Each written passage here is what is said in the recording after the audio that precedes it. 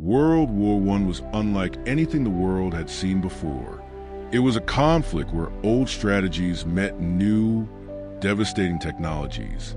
The Great War was fought in the trenches, on the seas, and in the skies as men, machines, and chemicals shaped the battlefield.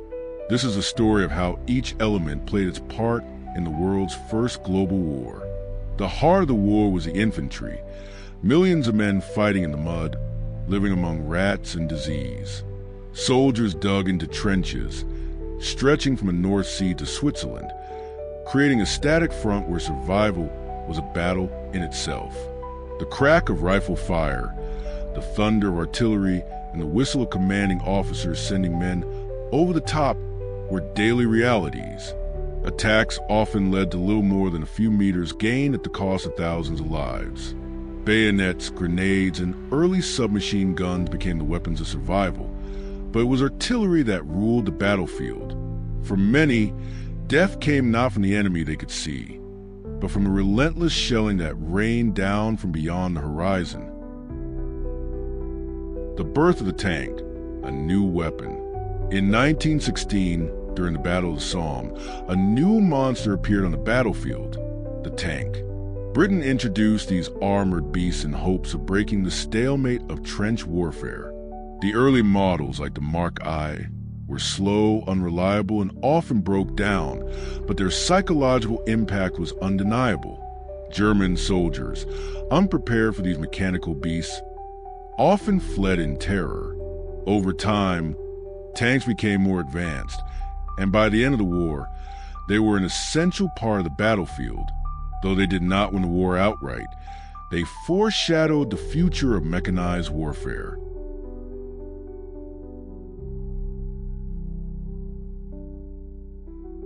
Ammunition, the artillery barrage. Artillery was a true ruler of World War I. Heavy guns fired shells that could explode in the trenches, showering soldiers with shrapnel. Barges could last for days, turning landscapes into cratered wastelands. The Battle of Verdun alone saw millions of shells fired, leaving behind a nightmare of destruction. Beyond standard shells, new weapons emerged: explosive round, incendiary shells, and creeping barges designed to advance alongside troops. For the soldiers caught in the storm, there was no escape. Deafness, shell shock, and unimaginable horror were common consequences of living under artillery fire.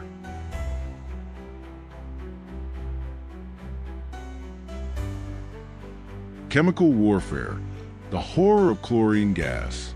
One of the most feared weapons of the war was invisible poison gas. The Germans introduced chlorine gas at Ypres in 1915, and soon both sides were using chemical weapons. Chlorine burned the lungs, mustard gas caused horrific blisters, and phosgene could kill without warning. Soldiers scrambled for gas masks, but these offered limited protection. Those who inhaled the gas often suffered slow, painful deaths. The horror of chemical warfare was so great that after World War I, it was largely banned by international agreements, though its legacy continued in future conflicts. Aircraft, the dawn of aerial combat. In 1914, airplanes were primitive machines, used mostly for reconnaissance. But as the war progressed, the skies became another battlefield. Fighter pilots engaged in dogfights, becoming heroes in a war with few. The Red Baron, Manfred von Richthofen, became the most famous of them all, racking up over 80 kills before his death in 1918. Bombers also took to the skies, targeting enemy positions and even cities. Zeppelins terrorized London, while aircraft paved the way for the future of aerial warfare.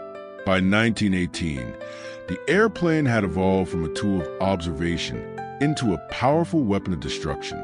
Naval warfare, the battle for the seas. While trenches dominated the land, battleships ruled the seas. The British Royal Navy blockaded Germany, starving of supplies.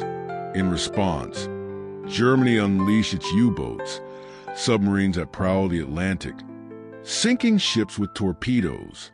The sinking of the Lusitania in 1915 killing over 1,000 civilians, helped turn world opinion against Germany.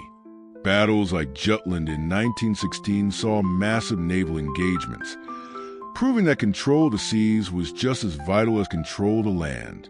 Conclusion: the cost of war. By the time the war ended on November 11, 1918, the world had changed forever. Over 16 million people were dead. Empires had collapsed, and the seeds of future conflicts had been sown. The war had introduced new horrors, chemical weapons, tanks, aerial bombardments, that would define warfare for the next century. World War I was supposed to be the war to end all wars. But in reality, it was just the beginning of a new era of destruction. The lessons learned in the trenches and the skies and at sea would shape the battles to come. And though the guns fell silent, the echoes of the Great War still haunt history today. History remembers the battles, the weapons, and the leaders, but it was the soldiers, the sailors, and the airmen who endured the unimaginable. Their sacrifices should never be forgotten.